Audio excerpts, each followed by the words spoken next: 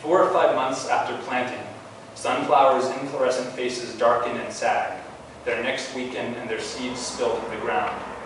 On the eastern shore, this transition typically occurred in late August and was attended by excited chatter at the post office and grocery store parking lots and on playgrounds. The browning sunflowers heralded dove season, and the community's anticipation was great. Like many of my neighbors, I loved dove hunting. Even before I was old enough to handle firearms, I joined my father in the field. A 12 or 20 gauge shotgun laying across his lap, he sat on a sturdy plastic barrel inside of which the ammunition and decoys were stored.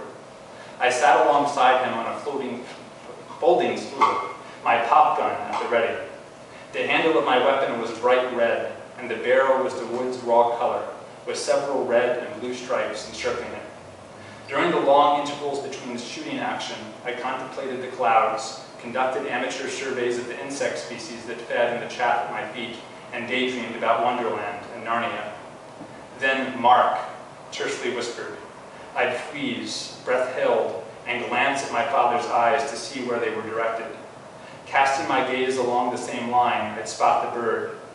Mourning dove are agile, fast flyers, and it's mere seconds from the time the birds are spotted, Mark, to the time they're in killing range. When my father sprang from his barrel, shouldering the shotgun as he did so, I likewise launched from my stool, gripping the barrel of my pop gun in my left hand and the gun's red handle drawn back trombone-like in my right. In these moments, everything fell away except the bird, me, and the charged, changing space between us. When I thrust the pop gun's handle forward, trapped air was forced through the barrel, and a small cork projectile was launched in the general direction of the dove.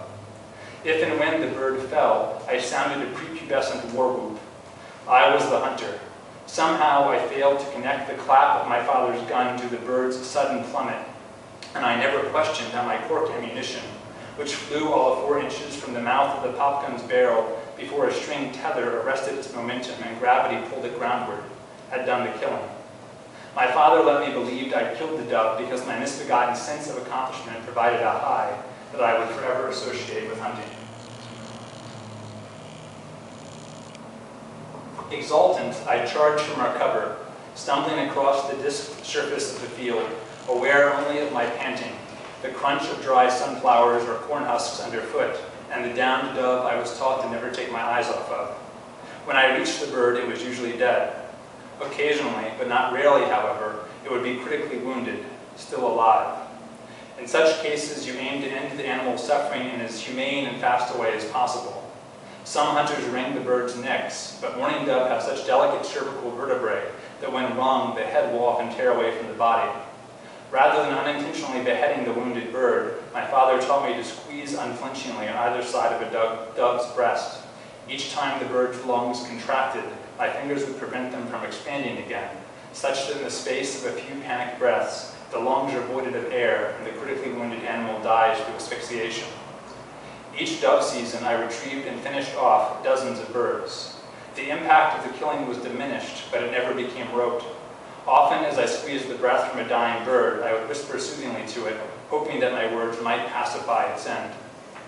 When I was a little older, I hunted from my own stool set apart from that of my father. Sometimes I sat with other boys who loved dove hunting as much as I did. They'd enthusiastically talk about great shots they made or the number of birds they'd killed. I appreciated their stories. I knew the thrill of a great shot. But the older I became, the more delight and joy struck me as misplaced emotions on the dove field, where sometimes hundreds of birds were claimed from the sky in the course of a long afternoon. My ambivalence played itself out in ways that may have appeared peculiar.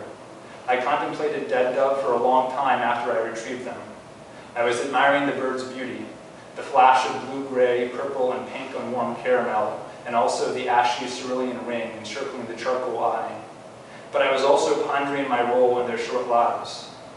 My father often observed that every day, no matter what kind of diet you adopt, something, whether the rootworm, frog, or sparrow poisoned by the corn farmer, or the cow brained by the factory worker, must die so that you can continue to live. He is right, but that reality didn't make it easier to watch a dove gasp for air, eyes wide, feet kicking in your hand.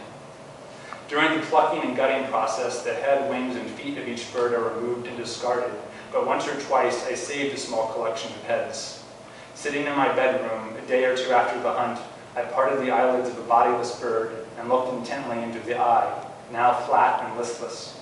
"I'm sorry," I said, then returned the head to the sandwich bag that held its comrades.